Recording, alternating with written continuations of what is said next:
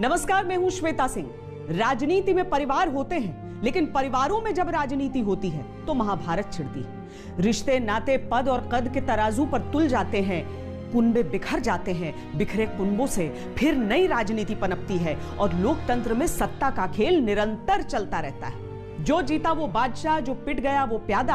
भारतीय राजनीति ऐसे तमाम उदाहरणों से भरी पड़ी है जहां सियासत ने रिश्तों को मात दी। हर दौर में ऐसी राजनीतिक महाभारतें देश ने देखी हैं। फिर से एक नया अध्याय खुला है बिहार में, जहां विरासत की सियासत को लेकर घमासान मच गया है, लेकिन दांव पर फिर से रिश्ते ही लगे हैं। रामविलास पासवान को राजनीति का मौसम वैज्ञानिक कहा जाता था। जिधर सियासत की हवा उधर उनका रुख।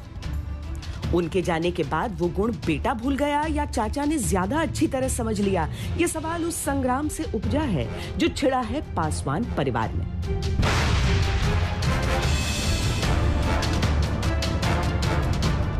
तो जो लोग, मुझे अफसोस होता है कि जो लोग कहते हैं कि बड़े भैया के विचार, बड़े भैया के संस्कार, तो बड़े भैया के विचारों और संस्कारों को तो आप खुद पांव तले आप रोंद रहे हैं। आप उन्हीं के ही विचारों के आप खिलाफ जा रहे हैं। पापा अगर आज होते तो आज मुझे नहीं लगता कभी भी वो इस बात की सहमति देते कि आप इनकी नीतियों के साथ जाएं। जब लोक जनशक्ति पार्टी के अपना एजेंडा है, अपनी, भाई क्यों नहीं आप कॉमन मिनिमम प्रोग्राम बना सकते हैं? क्या हो, भतीजा हो या दूसरे कार्यकर्ता हो, जिनको भी नाराजगी होगी, बैठ के हम लोग आपस में मिलजुल करके समस्या का समाधान करते हैं। रिश्ते बटे तो समर्थक भी बट गए, भावनाएं भी बट गई, राजनीति सब भुना लेती है। आंसू, इमोशन, रिश्ते, नाते सब, बस किरदार बदलते हैं, कहानी वही रहती है। आज पापा की पार्टी चाचा का कब्जा बेटा बेदखल की तस्वीर बन रही है। मैं उम्मीद करता था कि मेरे चाचा, उन्होंने पार्टी को बनाया मेरे पिताजी के साथ, तो उनको यकीनन पार्टी के कॉन्स्टिट्यूशन की भी जानकारी होगी। बट जितने भी अभी तक उनसे उन्होंने निर्णय लिए हैं या जो भी गतिविधियां की हैं, वो पूरी तरीके से पार्टी के संविधान के विरुद्ध हैं। पासवान जी बराबर कहते, देखो गरीब और अमीर में यदि लड़ाई हो तो गरीब को साथ देना, औरत और मर्द में लड़ाई हो तो औरत को साथ देना, ये बराबर उनका रहता। मुस्लिम अक़लियत और हिंदू में लड़ाई हो तो अक़लियत को साथ देगा, ये उनका नारा था। तो हम लोग की ये विचारधारा है कि हमारी पार्टी जो है आगे बढ़े।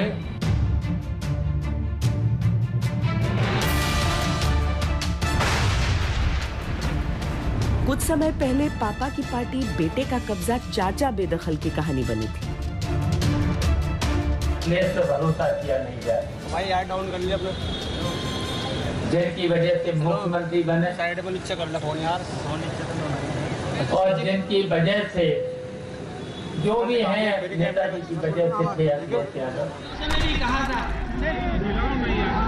कि नेताजी, अगर आप चाहते थे कि प्रदेश अध्यक्ष से मैं हट जाऊं, मैं हटने को तैयार हूं, और आप अगर एक बार कह देते कि अध्यक्ष हटाना है आपको, मैं शायद अध्यक्ष की बात ही नहीं मैं आपसे करता, क्योंकि आपने बनाया था मुझे और जिम्मेदारी देकर के उत्तर प्रदेश में काम करने का मुझे मौका दिया था।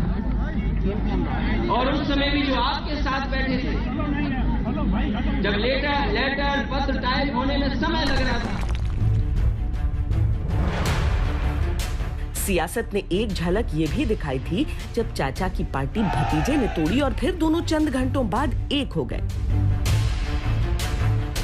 जहां परिवार ही पार्टी बने, वहां पार्टी में कई परिवार बने, परिवारों की पार्टियां बनी, भाई भाई में दीवार खींची,